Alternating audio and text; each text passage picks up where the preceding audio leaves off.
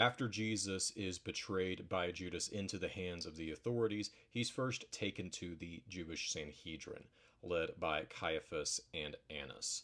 This is where Peter denies Christ 3 times after hearing their accusations against Jesus. From 6 to 8 a.m., a lot happens. Jesus is taken before both Pilate and Herod, and then taken before the people, where the people cry out, "Crucify him," and Pilate pronounces the sentence of crucifixion over him. This happens from about 6 to 8 a.m., so from 4 hours or so from Jesus' first appearance before the Sanhedrin to the moment he's condemned to death.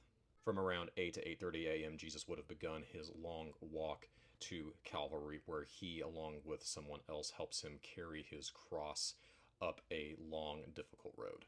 A.m., which is the Jewish third hour, Jesus would have been crucified. He would have been laid down on the cross, his arms stretched out and nails hammered into his wrists and his feet, and then hoisted up into place on the mountainside along with the two thieves that he was being crucified with. Around 9:30 to 11, the soldiers presiding over the crucifixion continue to mock Christ. They divide his clothing and cast lots for them. This is the beginning of a very long, excruciating period of Jesus dying. From around 11 a.m. to noon, at some point between then, the conversation with Jesus and the thief on the cross probably happened, where the thief on the cross confesses that Christ is Lord, and Jesus tells him, "Today you will be with me in paradise." At noon, or around the Jewish 6th hour, is when a supernatural darkness comes over the whole land and will stay over the whole land until Jesus finally dies. While this supernatural darkness is going on from noon to 3 p.m. or so, there are earthquakes and the temple of the curtain is torn in two.